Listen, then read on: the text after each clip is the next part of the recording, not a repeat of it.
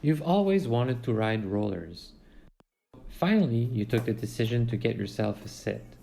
You installed them, got prepared, and then, nothing really.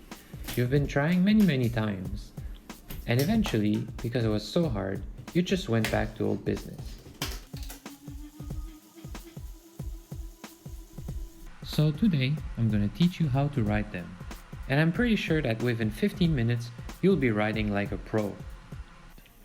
We will cover how to set up your rollers, get on them, start riding, and then dismounting. To set up your rollers is quite easy. The idea is that the back wheel is supported by two rollers, and in most cases, the back rollers are spaced apart from the factory. There is no adjustment needed. In fact, I've never seen a brand of rollers that would need adjustment in the back, but if you do, please let me know in the comments. Where you need to focus your attention is at the front. The front roller should be right under your front wheel hub, dead center if it's possible.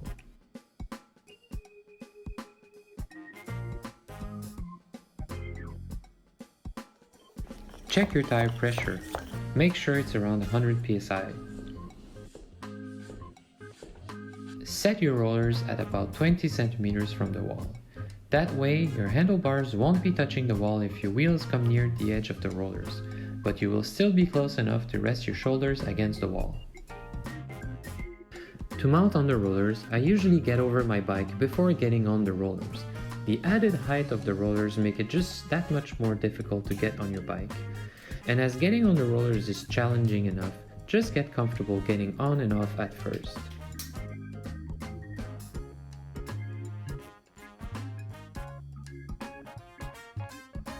If you're new to the rollers and you've never used them before, you should definitively try them with running shoes before getting clipped in. Once you will be able to mount the rollers, ride them and dismount them easily, then switch to your cycling shoes.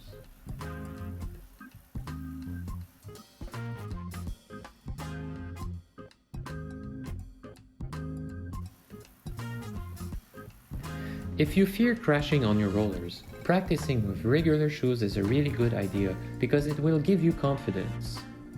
Now that you're comfortable getting on and off your rollers, we can start riding.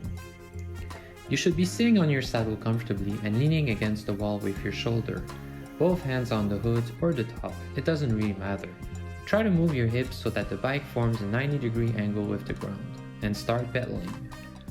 By pedaling your bike while leaning, you should feel your bike is moving away from you like you would slip on your side, and this is normal. It demonstrates why controlling your bike with your hips is so important.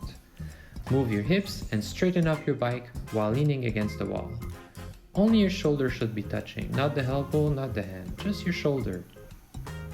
Because the hips control the bike and not the handlebars, you might have to get used to relaxing your grip.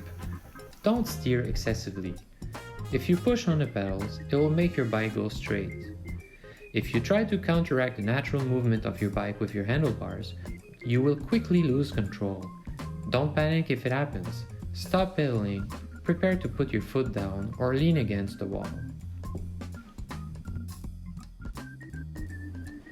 You can see here that I'm traveling from one side of my rollers to the other, and I'm doing so without even touching my handlebars, which should help you understand the idea behind controlling your bike with your hips. When you ride the rollers, relax your hands and your shoulders, and try not to stare too much at the front wheel. I also strongly suggest you put your bike in a bigger gear. Wheel speed makes it easier on balance, just like outside. It is quite hard to balance yourself riding a small gear at low speed. Ride straight and gently push yourself away from the wall. If you lose balance, go back to leaning against the wall, but don't stop pedaling. Repeat a few times and try to lengthen the moments where you're riding away from the wall. In a matter of minutes, depending on your stress level, you should be feeling much more confident. Don't hesitate to stop and let yourself rest if it's too stressful. Try to stop on a win and not a failure, so be good to yourself and take a break if you need to, but I'm sure you'll be okay.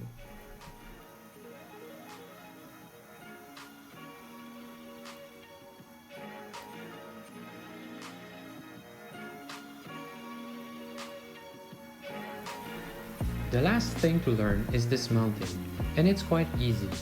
Just like outside, you need to prepare for it. Here's a little exercise.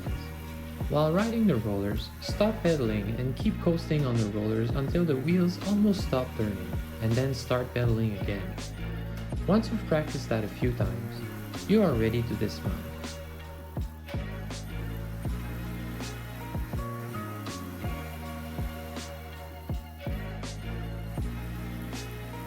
With your strong foot down, unclip the other foot and move forward on your bike so you can put your foot down. It's just like outside, but with the extra height of the rollers, so watch out for that top tube. Repeat this a couple times until you feel confident.